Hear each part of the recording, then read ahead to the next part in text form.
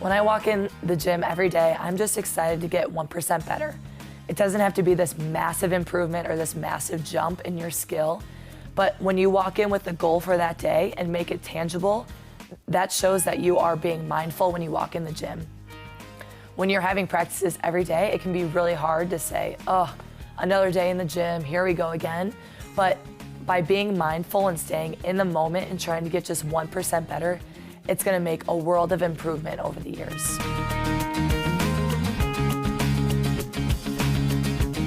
I think it's so important to have that, to have responsibility and accountability for what you do. You don't want to be the person that always is making excuses for yourself and trying to wiggle your way through things. People are just not going to respect you and not going to want to follow you if you're a leader in that aspect. So being able to say, hey, that was my bad, I'll be better for you next time, that means the world to your teammates. And it shows your coaches that you are being coachable and that you can be trusted. I think the best feedback for me, I found that it's very in the moment and straight to the point. So people who like to beat around the bush, I've found over my career that's not something I respond well to. Especially being a setter, you have to be able to make those changes quickly. And so when you're getting criticism and people are just saying, that was terrible, that was awful, that doesn't do anything for me. Okay, tell me why. Tell me why that was bad. Tell me why that was terrible. So for me, responding to criticism, I'm okay with getting it, but there needs to be a reason behind why they're telling me what they're telling me.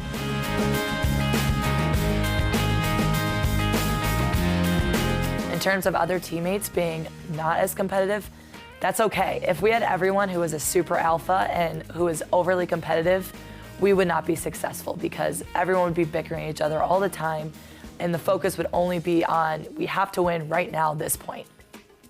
So I think a lot of it focuses on different personalities and knowing what strengths to play to with different players. So for me, I know that I am the super fiery type of person, but I'm not overly great at being sensitive to someone's feelings, to what needs to be said in the moment.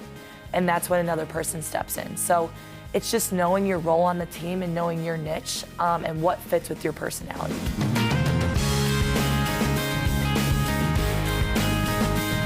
My parents played a pretty big role when I was coming up through youth sports. They were always at my games. If they could, they would have been at my practices, but with volleyball, we had closed practices, so they couldn't come and watch. So their only real involvement was during matches or during my high school season. And then middle school as well, they were always at matches and my middle school games. So they were definitely very involved, at times possibly a little too involved. I love them for it, but I think there definitely needs to be a good divide between where coaches come in and where parents come in. And you know, when your kids walk through the door, it's time to unhook the leash a little bit.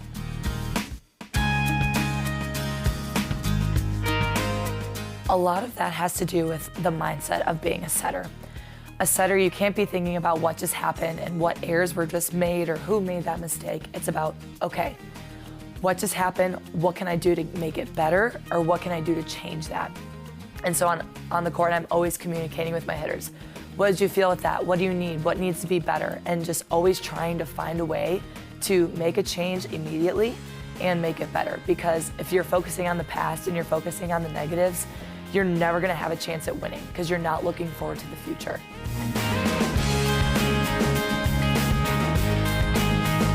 I am a total video nerd, so I don't even remember when it started, but there was cassette tapes. So I'm not sure how far back that was, but my parents would record every single club game that I played, and we'd play 3 matches a day, and we'd have a tournament weekend. I would go home after that day of playing, would not even shower after playing, and I would sit down at the TV and watch the 3 matches all the way through. And I wasn't as critical then because I wasn't as technically sound, so I didn't know how to, I guess, make adjustments as quick as I do now. So I would usually just kind of watch it for fun and see roughly what I could get better at. And as I've gotten older through the years, obviously watched all through club, and then through college I watched with my coaches and I watched by myself as well.